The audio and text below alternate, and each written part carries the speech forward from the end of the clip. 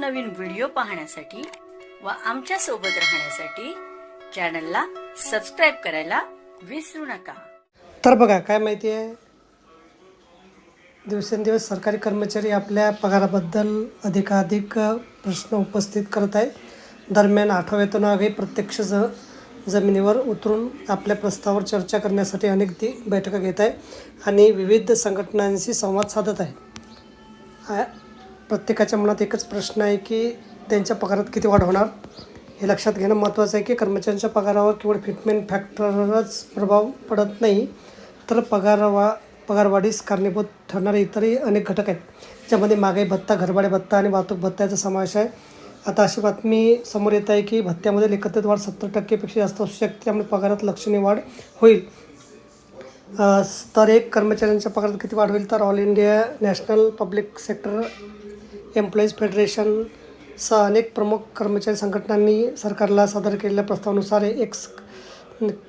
X कॅटेगरीतील काम करणाऱ्या स्तर 1च्या कर्मचाऱ्यांच्या पगारात लक्षणीय वाढ होऊ शकते। हे लक्षात घेतले पाहिजे की हा आकडा संघटनांनी युनियनशी सुचवला आहे, जो 8व्या वेतन आयोगाने जाहीर केलेला नाही। आयोगाने आपला अंतिम अहवाल सादर केल्यानंतर सरकारकडून अंतिम निर्णय घेतला जाईल।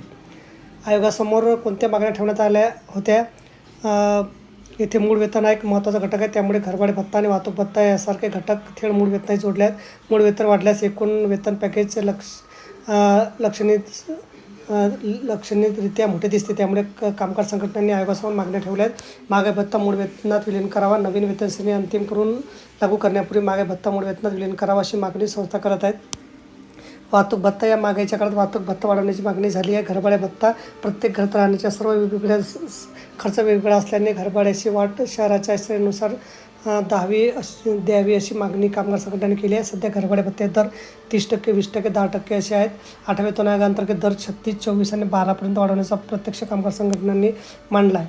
हे लक्षात घेण्यासारखे आहे की आयोगाने 6 आणि 7 जुलै रोजी ओडिशातील भुवनेश्वर येथे बैठक घेतलेली असून बैठकीत पुढील फेरी 9 आणि 10 जुलै रोजी कोलकाता येथे नियोजित आहे। आयोगाने यापूर्वी दिल्ली आणि लखनौ येथे बैठका घेतल्या आहेत। तर बघा, अशा प्रकारे अत्यंत महत्त्वाची माहिती आपल्याला समजली असेल। व्हिडिओ सुद्धा आवडला असेल, लाईक करा आणि शेअर करायला विसरू नका। धन्यवाद।